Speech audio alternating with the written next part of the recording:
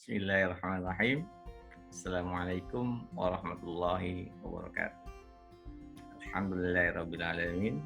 Wassalatu wassalamu ala asrafil anbiya'i wal mursalin wa ala alihi wa sahbihi ajmain amma ba'd. Pada hari ini kita akan melanjutkan materi dari mata pelajaran teknologi perkantoran. Mata pelajaran teknologi perkantoran ini kita akan membahas kelanjutan dari konsep teknologi perkantoran, yaitu otomatisasi perkantoran. Sebelum masuk ke materi, Bapak akan menyampaikan beberapa tujuan pembelajaran kita kali ini. Jadi diharapkan dengan belajar ini, kalian dapat menjelaskan hakikat dari otomatisasi perkantoran. Namun alangkah baiknya sebelum kita lebih lanjut ke materi, kita berdoa pada Allah SWT, semoga kita selalu dimudahkan dalam menerima, memahami materi kita kali ini, dan semoga Allah memberkahi apa yang kita lakukan hari ini. Oke, sebelumnya kalian dapat materi tentang teknologi perkantoran, konsepnya. Apa itu teknologi? Teknologi adalah sesuatu yang membuat mudah,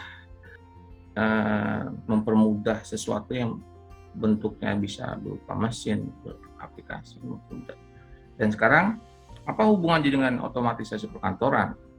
Kalian pernah menggunakan printer pastinya. Dalam setiap tugas, kegiatan harus di-print. Ya. Tapi bayangan kalian itu apa? Di dalam printer itu apa ini? Adalah sebuah teknologi yang otomatis untuk mencetak sebuah file yang ada di. Jadi apa pengertian dari otomatisasi itu?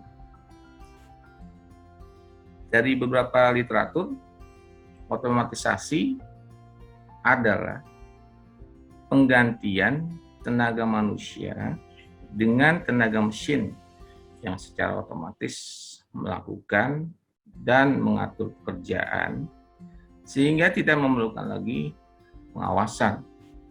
Ya, dulu kan kalau kita nyetak mesti manual, ya sekarang nyetak dengan kita hasil klik print langsung. Dan minimal kita bisa melihat apa yang diotomatisasi. Bisa berupa peralatan, itu penggunaan peralatan otomatis untuk menghemat pikiran dan tenaga. Ya. Kemudian kendali, tadi kendalinya berarti tanpa pengawasan, yaitu kendali dalam pembuatan suatu produk dengan tahapan yang sistematis. Jadi ada rule dalam otomatisasi itu.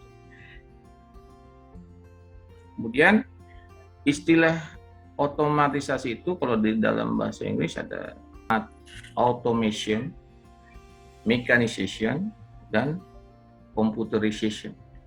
Dan ini arahnya sekarang ini lebih kepada pengertian dari komputerisasi. Ya, apa itu komputerisasi?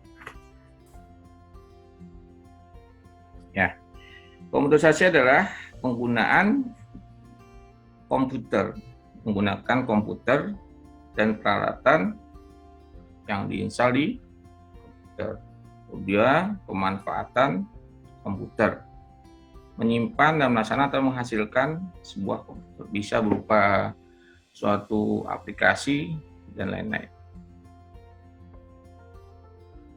Pengertian otomatisasi juga bisa diartikan sebagai office automation, yang artinya adalah pengalihan fungsi manual peralatan kantor yang banyak menggunakan tenaga manusia kepada fungsi otomatisasi dengan menggunakan peralatan mekanis, khususnya komputer.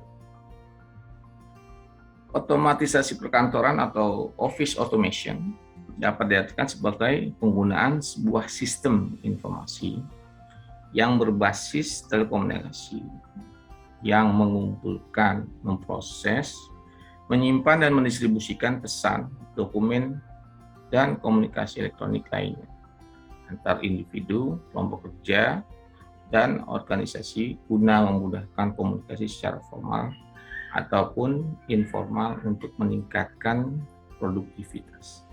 Dari istilah ini, kita bisa lihat bahwa otomatisasi ini diarahkan kepada teknologi komunikasi.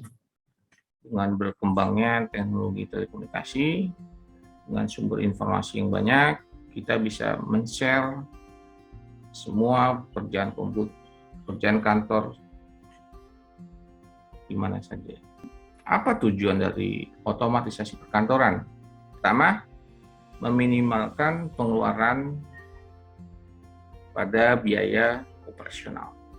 Kedua, pemecahan masalah kelompok. Ya.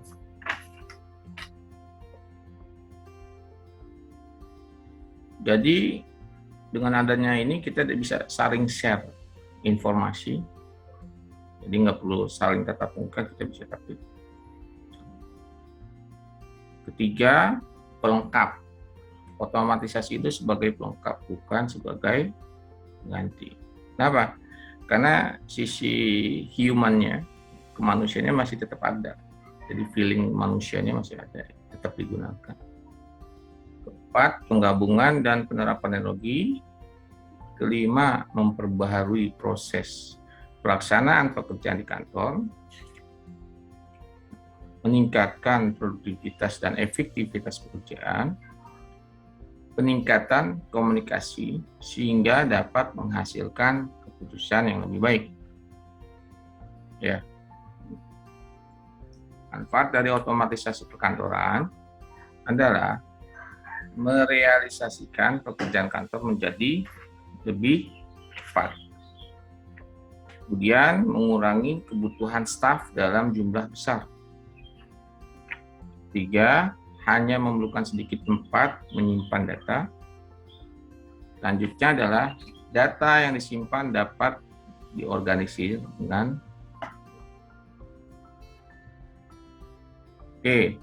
siapa aja pengguna dari otomatisasi perkantoran ini? Pertama adalah manajer, adalah orang yang bertanggung jawab mengelola sumber daya perusahaan, terutama sumber daya manusianya. Ya. Kedua adalah seorang profesional yang menyumbangkan keahlian khususnya, bisa dikenal sebagai pekerja yang terdidik atau terlatih. Dia yang buat biasanya buat teknologinya, buat aplikasinya. Ketiga adalah penggunanya adalah sekretaris, orang yang tugasnya adalah melakukan berbagai tugas seperti menangani korespondensi, jawab telepon, dan mengatur jadwal pertemuan. Keempat adalah pegawai atau pengawal administrasi yang melaksanakan tugas untuk sekretaris seperti yang mengoperasikan mesin fotokopi, mesin dokumen, dan menyimpan. Di sini kita tampilkan beberapa jenis aplikasi otomatisasi perkantoran. Pertama, word processing adalah aplikasi atau software yang dirancang khusus untuk mengolah dokumen untuk diketik atau dicetak. Yang biasa kita pakai adalah dikeluarkan oleh Microsoft Word. Biasanya kita familiar dengan seperti itu. Kemudian email digunakan untuk mengirim dokumen atau data elektronik melalui komputer dengan fasilitas internet. Voicemail digunakan untuk mengirim pesan suara dengan fasilitas internet. 4. Electronic calendaring, penggunaan jaringan komputer untuk menyimpan dan memanggil acara yang telah ditetapkan manajemen. Audio conference merupakan peralatan untuk membuat hubungan audio di antara orang-orang yang tersebar secara geografis untuk tujuan melakukan conference. Selanjutnya adalah video conference, melengkapi signal biasa menggunakan gambar dan suara. Computer conference sama Seperti saat ini yang kita lakukan adalah menggunakan video aplikasi yang biasanya berbasis hampir mirip dengan video conference, tapi dia lebih menggunakan aplikasi yang terinstal di komputer seperti Zoom, Google Meet, dan lain-lain. Terus ada facsimile transmission, bisa disebut dengan fax. Jadi biasanya kita mengirim ini berupa kertas dan akan diterima hasil scan-nya seperti itu. Kemudian video teks penggunaan komputer untuk memberikan tampilan material teks pada layar.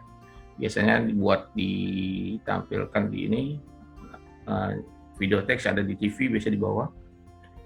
Terus ada biasanya ada di buat iklan, ada media teks seperti itu. Kemudian image storage and retrieval adalah aplikasi. Biasanya ini aplikasi untuk menyimpan data seperti yang kemarin kita ini tujuannya seperti Google Drive. Ada banyak aplikasi. Kemudian desktop publishing merupakan pembuatan output cetak dengan hasil oleh typeset. Ini materi tentang otomatis perkantoran ini. Mudah-mudahan bisa kalian pelajari, bisa kalian baca, nanti Bapak share di juga. Mudah-mudahan kalian kalau tidak mengerti silakan kalian tanyakan, bisa ke Bapak atau lewat komen bawah. Demikian kita tutup dengan pertemuan kita kali ini dengan kabar majlis. Subhanallahu bihamdihi asyhadu an la ilaha illa anta astaghfiruka wa atubu ilaik. Assalamualaikum warahmatullahi wabarakatuh.